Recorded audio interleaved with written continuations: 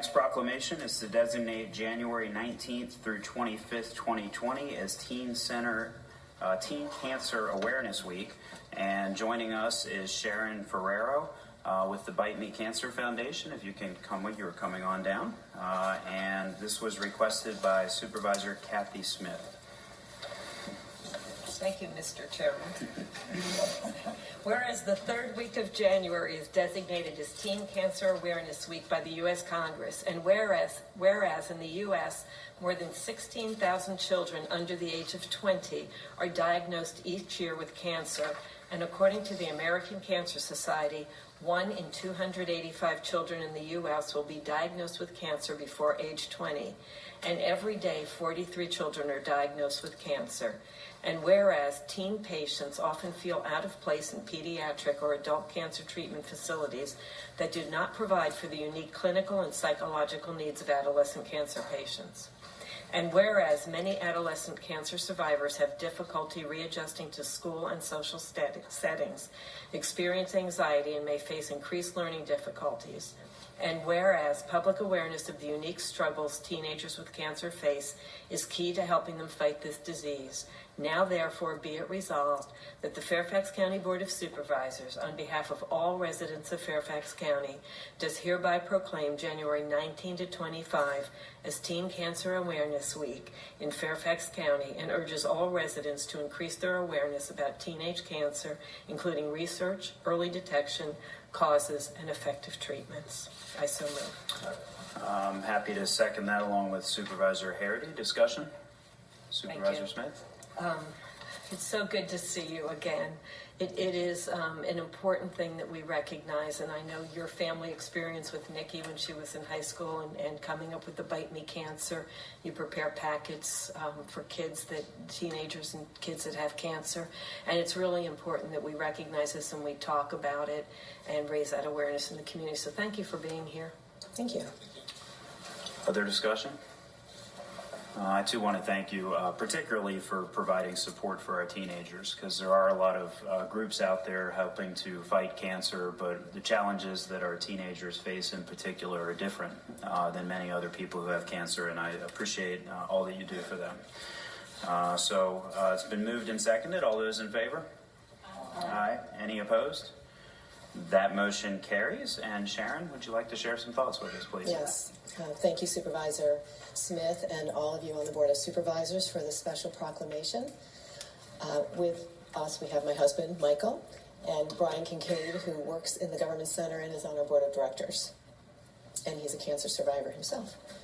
Our founder, Nikki, our daughter, couldn't be here today as she has a full-time job at Freddie Mac and wasn't able to come due to a series of meetings. But she truly appreciates your support. She was diagnosed with cancer at 17 years old in April 2010 when she was a junior at Chantilly High School. She realized right away after her initial surgery and during her treatment that teenagers like her were not getting the support that they needed for their unique challenges. She came up with the idea for a teen support bag, started the foundation just 5 months later in September 2010. The teen support bag contains teen-specific items such as water bottle, adult coloring book, journal, stress ball, and many other items. The program has snowballed over the year from the first bag that we handed out in June 2012. As more teens are being diagnosed and hospitals are realizing that teenagers do need specific support. These bags we provide are free to the patients. We've given this bag to almost 7,000 teenagers since we started, through Inova Children's Hospital, as well as other regional hospitals, and also many hospitals across the country. We have about 125 hospital partners in our program that come from 47 states and DC. It's very heartwarming to receive the positive feedback that we get from the teens themselves or their parents, saying things like, "My 14-year-old daughter has been in the hospital for 3 months, and the only time she smiled is when she received your bag."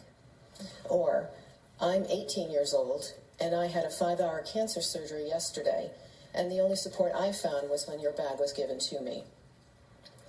Recognition and awareness of the unique challenges for teens with cancer is needed. We worked with Delegate Ken Plum and at the time Delegate Tom Rust in 2014 to make Teen Cancer Awareness Week an annual recognition in the Commonwealth of Virginia. And the first statewide resolution happened in January 2015.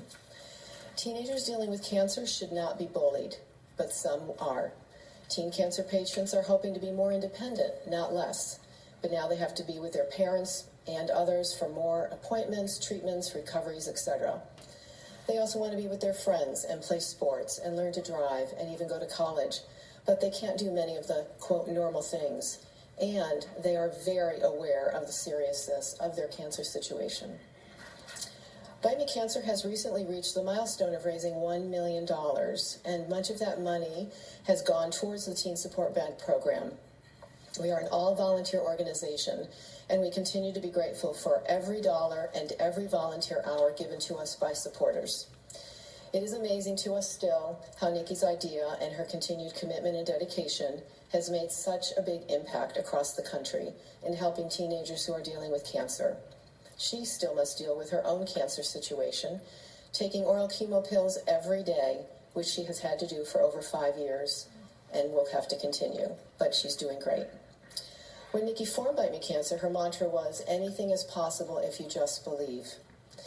And she believes that still today, and she has inspired many to also believe that.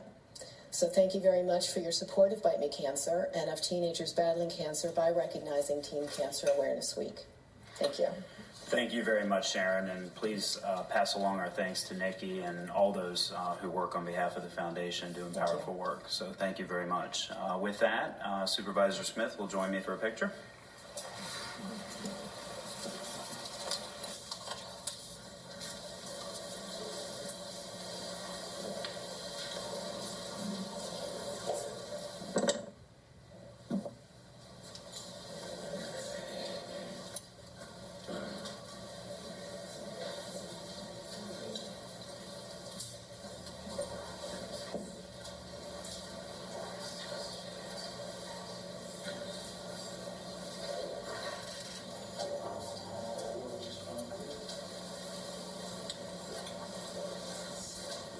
Three, two, one.